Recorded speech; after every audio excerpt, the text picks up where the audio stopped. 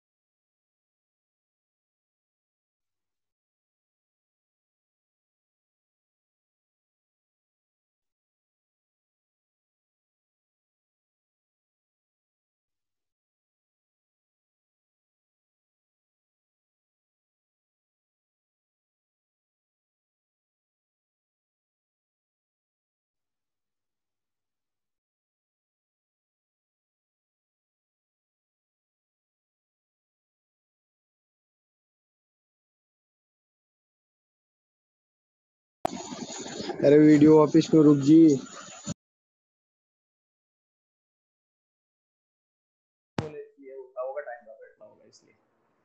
हाँ भाई, नेक्स्ट अपन चलते हैं अपवर्तन के उदाहरण, ठीक है ना। सबसे पहले तो अपन ये चलते हैं एग्जाम्पल में, यहां से देखो, जैसे एक चीज तो यही बता देता हूं मैं तुमको, ये अभिलंब हो गया, ये कोई प्रकाश की किरण है भाई,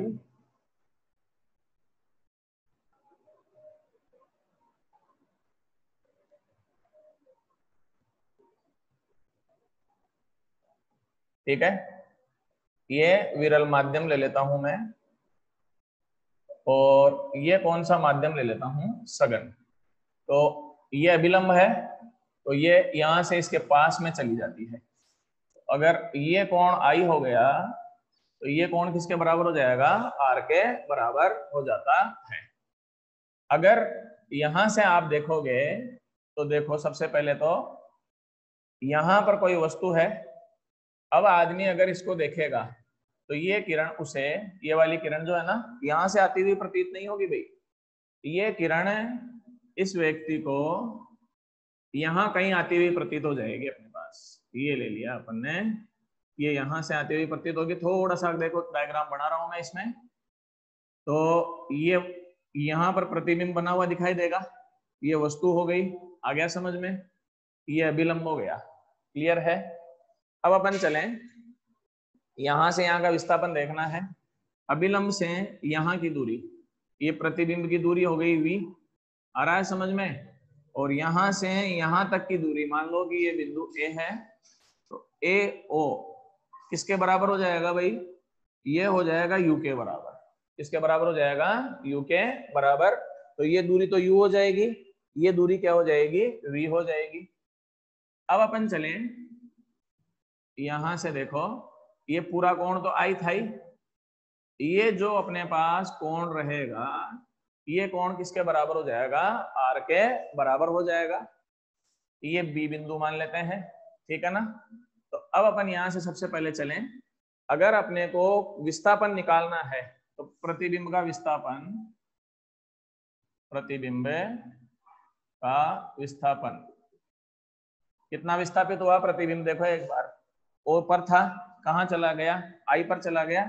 तो प्रतिबिंब का विस्थापन मान लो कि डी ले लेते हैं, तो ये हो जाएगा u माइनस वी हो जाएगा। प्रतिबिंब का विस्थापन कितना हो जाएगा, u माइनस वी के बराबर हो जाएगा। अब अपन यहां से चलें, ये आर के सामने की भुजा जो है लंब हो गई अपने पास, तो सबसे पहले साइन आर निकाल लो। तो ये लंब हो गया, ये आधार हो गया, तो ये ए आई अपॉन आधार कितना हो गया, ए बी हो गया। ऐसे ही साइन आई निकालो, तो ए ओ बटे फिर आधार कितना हो जाएगा, A B, A O upon क्या हो जाएगा, ए बी। अब अपन वापस चलें, अगर आप इसको इससे डिवाइड कर देते हैं, या अपने पास उल्टा ले लेते हैं, यहां से ले लो, ये समीकरण नंबर 1, ये समीकरण नंबर 2। अपन ये निकालें कि sine I upon sine R बराबर क्या होगा बताओ भाई, A O upon A B upon A I upon A B. ये इससे कैंसिल हो गया, ये अपवर्तनांक के बराबर लिख दो तो एन लिख दो, चाहो तो एन लिख दो और चाहो तो म्यू लिख सकते हो भाई, दोनों में कोई फर्क नहीं पड़ता है। तो N is equal to A O upon क्या हो जाएगा ए आई, एन बराबर ये यू हो गया और ये किसके बराबर हो जाएगा, वी के बराबर हो जाता है। तो यहां से u अपॉन वी हो गया।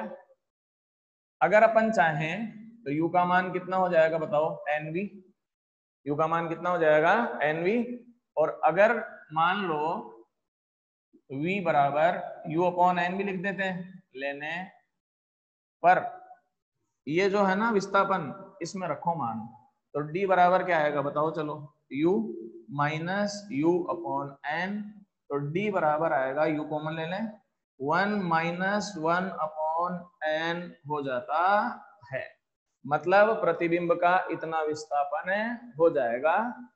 ये कहाँ काम में आएगा, ये आप बाल्टी के पेंदे, पानी से भरी हुई बाल्टी के पेंदे में एक सिक्का डाल दीजिए। जब आप सिक्के को देखेंगे तो सिक्का कहाँ उठा हुआ दिखाई देगा, अपनी वास्तविक स्थिति से थोड़ा सा ऊपर की ओर। ये रही देखो ऊपर की ओर क्यों उठा हुआ दिखाई देता है, वस्तु मतलब सिक्का यहाँ पर था। अगर कोई आदमी यहाँ से देखेगा, उसको कहाँ से दिखेगी ये प्रकाश की किरण, यहाँ से दिखेगी। तो प्रतिबिंब का विस्थापन निकाल सकते हैं कि नहीं निकाल सकते हैं। और एक अपने पास इसी में मेथड से देखो बता देता हूं मैं, ये रहा, ये पानी से भरी हुई बाल्टी है, ये रहा यहां से, ठीक है। यहां से प्रकाश की किरणें चली, ठीक है ना। अब अपन चलें, एक किरण यहां चली, उसके बाद में ये एक किरण यहां चली, ये दोनों आपतित किरणें हैं भाई। यहां पर अभिलंब बना लो और यहां पर भी अभिलंब बना लिया, क्लियर है। ये कौन सा माध्यम है, सघन माध्यम है। वो कौन सा माध्यम है, विरल माध्यम है। तो अब अपन चलें यहां से, ये प्रकाश की किरण इधर मुड़ जाएगी और ये किरण इधर मुड़ जाएगी अपने पास। जब कोई आदमी यहां से देखेगा और यहां से देखेगा तो ये दोनों ही किरणें इस बिंदु से आती हुई प्रतीत होगी, ये वस्तु हो जाएगी, ये वस्तु का प्रतिबिंब हो जाएगा। ये वस्तु हो गई और ये क्या हो जाएगा, वस्तु का प्रतिबिंब हो जाता है। मतलब यहां पर रखी हुई वस्तु उस व्यक्ति को यहां पर दिखाई दे जाएगी, तो थोड़ा ऊपर की ओर उठे हुआ दिखाई देगा। मान लो कि पानी जो है बर्तन में H1 ऊंचाई तक भरा हुआ है। कितनी ऊंचाई तक भरा हुआ है, H1 ऊंचाई तक भरा हुआ है। अब यहां से यहां तक दिखाई देगा उसको पेंदा, तो उसके आधार पर अगर आप देखते हो तो पेंदा यहाँ शिफ्ट हो गया, तो ये H2 हो गई। H1 को तो कहते हैं वास्तविक गहराई। कौन सी गहराई है, वास्तविक गहराई। और H2 का मान हो जाएगा आभासी गहराई। H1 का मतलब तो वास्तविक गहराई, H2 का मान हो जाएगा आभासी गहराई। अब अपन वापस चले यहां से, n बराबर देखो ये रहा, ये समीकरण नंबर 3 ले लेता हूं मैं। तो समीकरण है 3 से n बराबर क्या आया भाई, u अपॉन v। u का मतलब क्या हो गया, वस्तु की दूरी, वो किसके बराबर हो गई, h1 के बराबर। यहां से v प्रतिबिंब की दूरी, वो किसके बराबर हो गई, h2 के बराबर। आप इसको एक बार थोड़ा सा ध्यान से देखें, तो h1 अपॉन क्या हो जाएगा, h2। ये अपने पास पानी से भरे हुए बर्तन के लिए वास्तविक गहराई और आभासी गहराई में संबंध होता है। अगर अब एग्जाम्पल ले लेते हैं, पानी है ना ये, तो पानी में हो गया 4/3। मान लो कि बाल्टी की गहराई जो है वो 20 सेंटीमीटर तक पानी भरा हुआ है। H2 अपने को ज्ञात करना है, तो H2 कैसे निकालोगे बताओ। H2 is equal to H1 upon n हो जाएगा, और H2 20/4/3 हो गया। ऊपर ले जाओगे सोल्व करोगे 15 सेंटीमीटर हो गया भाई। तो अब वास्तविक गहराई तो कितनी हो गई 20 सेंटीमीटर, आभासी गहराई कितनी आ गई इसमें 15 सेंटीमीटर। तो विस्थापन कितना हुआ है ये बता दो, डायरेक्ट ही निकाल लोगे विस्थापन। तो समझ में आया कैसे, ये 20 ये 15, तो ये विस्थापन हो गया 20 माइनस 15, 5 सेंटीमीटर का विस्थापन हो जाता है। तो अपन इस सूत्र की सहायता से विस्थापन का मान ज्ञात कर सकते हैं। क्लियर है, कोई दिक्कत नहीं है अपने पास। चाहो तो इस सूत्र से भी निकाल सकते हो विस्थापन, इसमें भी आ जाएगा, देख लो एक बार, इससे भी निकाल के मैं तुमको बता देता हूं। तो इस स्थिति में D is equal to U का मान 20, 1 माइनस 1/4/3, ये ऊपर जाएगा, तो 20 ऐसा का ऐसा 1 माइनस 3/4, और D बराबर 20 इंटू 1/4, आंसर आ गया भाई 5 सेंटीमीटर। तो इस समय बाल्टी का पैंदा अपनी वास्तविक स्थिति से 5 सेंटीमीटर ऊपर की ओर उठा हुआ दिखाई देता है। अब एक बार आप स्क्रीनशॉट ले लीजिए, फिर अपन आगे बढ़ेंगे। भाई ये कैसे हो जाता है ब्लड,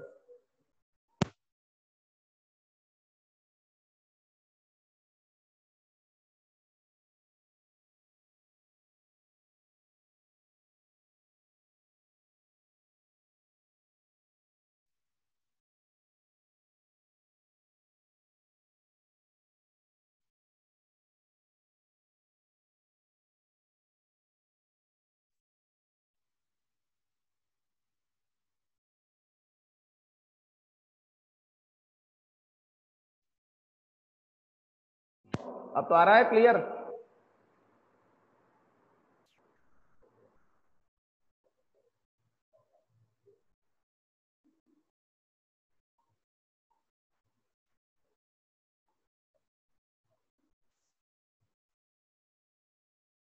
चलो भाई आगे बढ़े।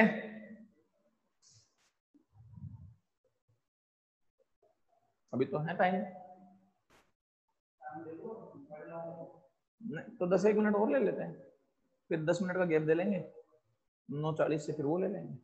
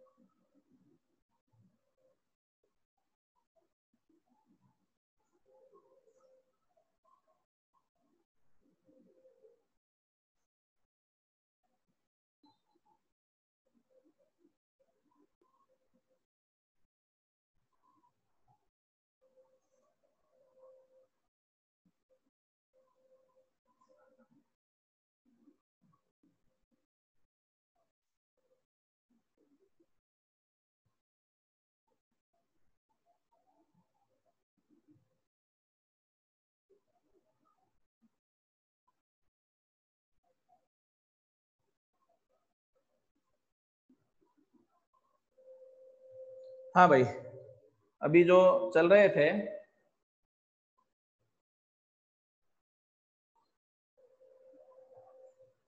हाँ भाई आगे डायमंड में बता देंगे एक बार ये हो जाए। देखो एक और एग्जांपल बता देता हूं मैं। जैसे ये यहां पर वस्तु रखी हुई है, ठीक है, ऊपर। अब यहां से एक प्रकाश की किरण चली, यहां पहुंची, ये अपने पास विरल माध्यम ले लो, और या सघन ले लो भाई। ये कौन सा माध्यम ले लेते हैं, सघन, और ये कौन सा माध्यम ले लिया, विरल। तो सबसे पहले तो अभिलंब खींच दो अपने पास, ठीक है। ये कोण तो हो गया आई, आ गया होगा समझ में अपने पास। उसके बाद में जब प्रकाश की किरण सघन से विरल में जाएगी, तो और थोड़ा सा एक काम करें, ये अभिलंब है, अभिलंब से दूर उठानी है, तो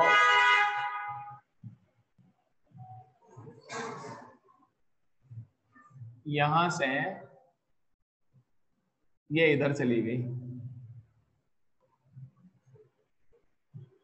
अभिलंब से दूर हट गई, ये कौन हो गया R।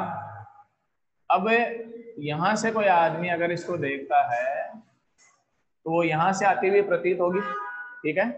कहां से आती हुई प्रतीत होगी, यहां पर ये I हो जाएगा भाई, ठीक है ना। ये O हो गया, ये A बिंदु ले लो, AO बराबर तो U ले लो, AI बराबर V ले लेते हैं अपन।